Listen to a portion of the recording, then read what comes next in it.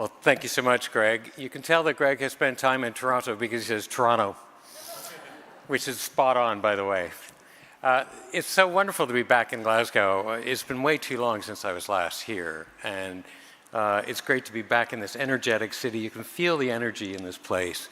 You can feel it in this room this morning, which has been absolutely spectacular.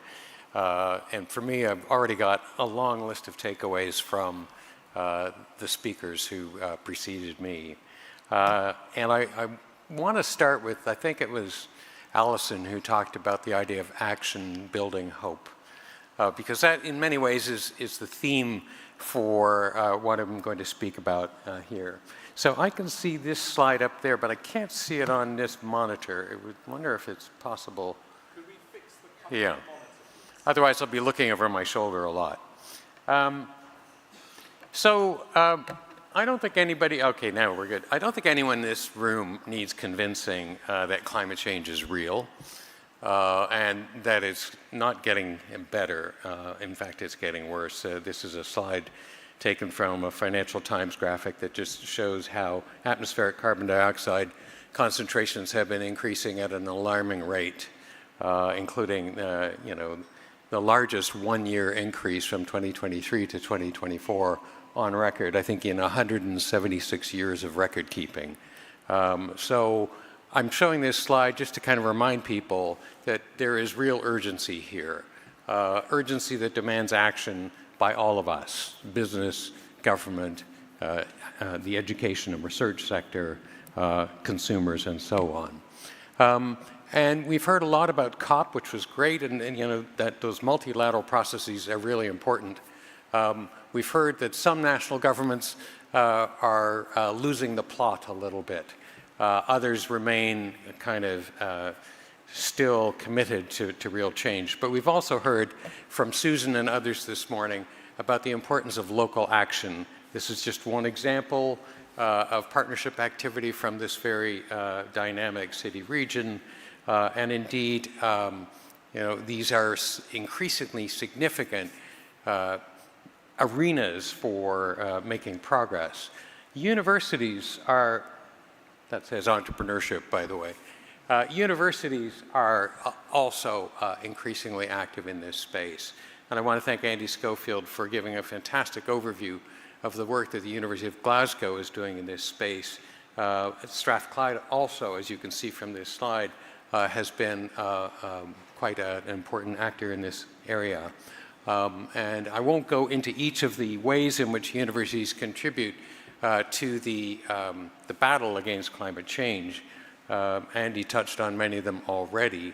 One he didn't mention, though, which he might have, because the University of Glasgow has been a real leader, has been around fossil fuel divestment, where the University of Glasgow led the way in recognizing the existence of a climate crisis and taking actions which were quite important, and in doing so, encouraged many other institutions to do the same. So what I want to talk about is another aspect of universities' work that Andy hinted at, and that is universities as direct climate actors. And this, again, comes back to this theme of action building hope.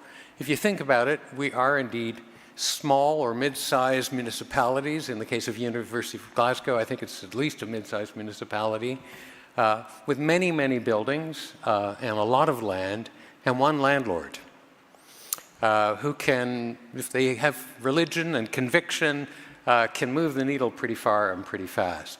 You heard that the University of Glasgow is 575 years old this year, which I think you'll agree predisposes it to taking the long-term view. You will also understand that, of course, as you heard from Andy, universities are tremendous reservoirs of expertise, not just in sciences and engineering and technology, which of course are critical, but also in the human sciences, which are so important to this problem, because it's well and good to have fantastic technologies, but if you can't figure out how to get people to actually use them, if you can't understand what the barriers are to businesses adopting these technologies or households and consumers changing their behavior, you're not going to make much progress.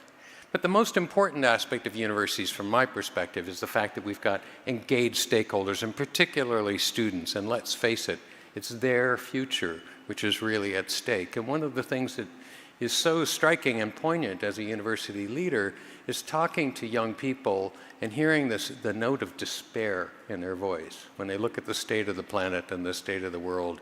And again, this theme of action building hope is so critical in this regard. So I want to just tell you a little bit of a story about the university I had the privilege of leading for 12 years. This is an aerial view of the St. George campus, our oldest and largest campus, in the middle of the city of Toronto, as you can see. It is Canada's largest university. As you can see, between the St. George campus and our other two campuses, we have over 100,000 students. So when I talk about it being a mid-sized municipality, I think you get the point here. More than 26,000 people work there. By Canadian standards, we're pretty old. We're celebrating our bicentennial next year, so 200 years old. That means not only do we too have a long-term view, but we also have a lot of old buildings that are not particularly energy efficient. And we have a lot of buildings and we have a lot of land, as you can see from the numbers on this slide. So again, that suggests that these would be interesting places to really show some kind of leadership. Of course, with a big physical footprint like that, it leads to a big carbon footprint as well. When Canada brought in a national carbon tax in 2017, all of the major emitters found out how much greenhouse gas they were producing. And in our case, it was deeply embarrassing to discover that we were the third largest source of greenhouse gas emissions in the public sector in the province of Ontario, a province of 15 million people, behind only the City of Toronto and the Toronto District School Board. So that was one of these sort of aha moments, or oh no moments, but deeply embarrassing and concerning. But it was also a moment that galvanized our university communities to come together in a way that they have never done before and probably would not have been possible. And they produced a plan. So we went from bad news to good news, that the university embraced a plan to become climate positive by no later than 2050. And by that we meant going beyond net zero to actually become a carbon sink and absorb more carbon than we emit. And we put together a pretty credible plan, which was audited by external authorities as well to give it some legitimacy. Moreover, we have a community that is very skeptical of purchasing third-party offsets. And they said, we've got to do most of the heavy lifting ourselves, 80%, if not more, through direct carbon reductions. And then the offsets that we would deploy would be offsets that we would create ourselves. We're fortunate to have large land parcels north of the city and in rural areas that could, among other things, host renewable energy installations, carbon sequestration projects, and so on. So not exactly the easy path, but one that I think passed the sniff test, at least as far as our community was concerned. The first big move that we made was what you see here, creating Canada's largest urban geothermal project. It's a geo-exchange system. It's basically a huge ground source heat pump network, 372 boreholes drilled underneath the central King's College Circle. Each of those holes is 250 meters deep. That's about half the height of that CN tower that you see on the skyline there. And the idea is to extract waste heat from buildings, particularly in the summer, through heat pumps, circulate it underground where it is stored and concentrated, pump that heat back up in the winter to heat the same buildings. The construction for this was a mess, but we got a lot of it done during the pandemic when there was nobody around, so turning lemons into lemonade in that regard. And when it is fully connected, it will be servicing over 30 buildings in the district around it, including many heritage buildings.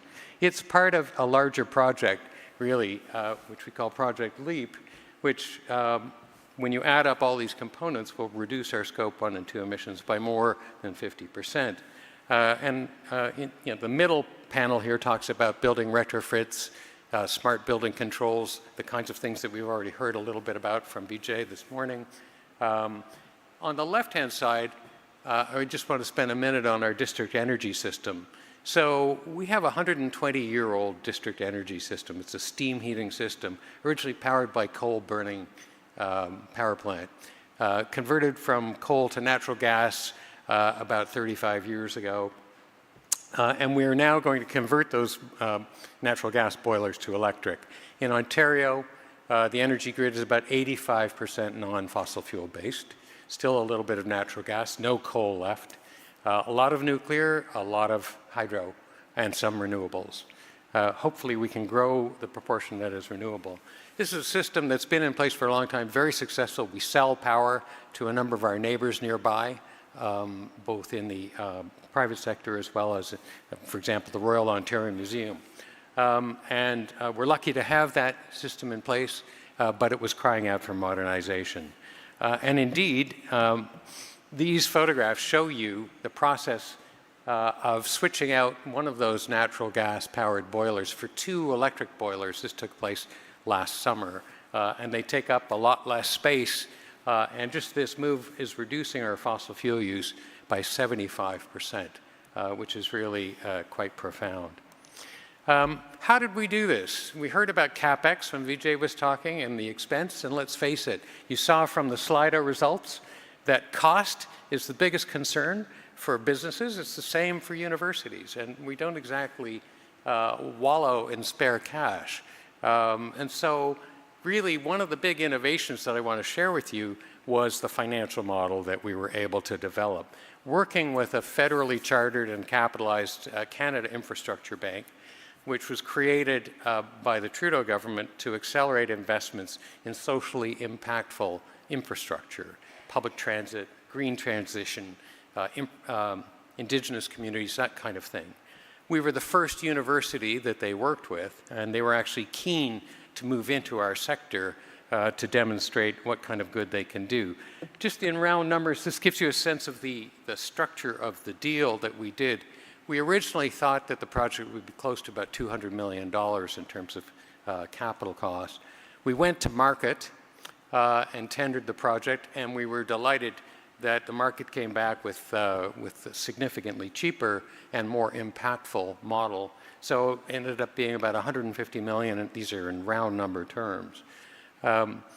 With the deal that we did with the Infrastructure Bank, we only had to put up 10% up front. So a $150 million capital project became a $15 million upfront outlay, with the rest coming either from the Infrastructure Bank or from a private bank, in this case RBC, whose participation was crowded in by the presence of the Infrastructure Bank that de-risked the project and lowered the interest rate for us. So we were paying way below market rates. And we get to repay this loan over 26 years. In fact, the payback is going to be faster for us. That's savings from the carbon tax that we no longer have to pay, and from a much, much smaller utility bill. And it's accelerating our progress towards our goal by at least 10 years. Really quite remarkable, but it's not rocket science. It's really pretty simple finance. This gives you a sense of, in fact, how we've been able to move further and faster. Our original target was that sort of straight line hitting net zero before 2050 and going below it. We went to market with a proposal to see if we could accelerate it, and the market came back with a proposal that went further and faster. And in fact, we are now on track to reduce our Scope 1 and 2 emissions by more than 50% by next year. So this is really quite a remarkable feat. We only started this in 2020. So again, when it comes to action leading to hope, this kind of action and impact is really quite significant. The world has taken notice. This is not why we do these things, but it does help us in terms of that kind of external validation that we have been recognized as a leader. But really our more profound motivations are for the health of the planet and hope for our students. We've also partnered a lot with local actors, and Greg, maybe we can talk a bit about this in the conversation, both some of those other large emitters like the City of Toronto and the Toronto District School Board, as well as with the business community, the Board of Trade, Siemens and others, who have been both suppliers of solutions as well as helping us spread the story about the model that we have deployed and how others might be able to take advantage of it. And we've also been working globally. Andy mentioned the U21 network. We've also worked with the Sustainable Development Solutions Network and other university networks, again, to both share best practices as well as to galvanize action and accelerate progress while other civil society actors are trying to figure out how to get this done. With that, I think I'm going to finish with an aerial shot of what the campus looks like now that we have filled in that big hole, beautiful green space. We have re-landscaped, we got rid of all the cars, but what's happening underneath that circle is really quite remarkable. And you can see a smokestack up on the right, which is not emitting smoke anymore, or at least a lot less than it used to. That's our district heating plant, the one that is now being powered by electric boilers rather than natural gas. With that, thank you very much for your attention.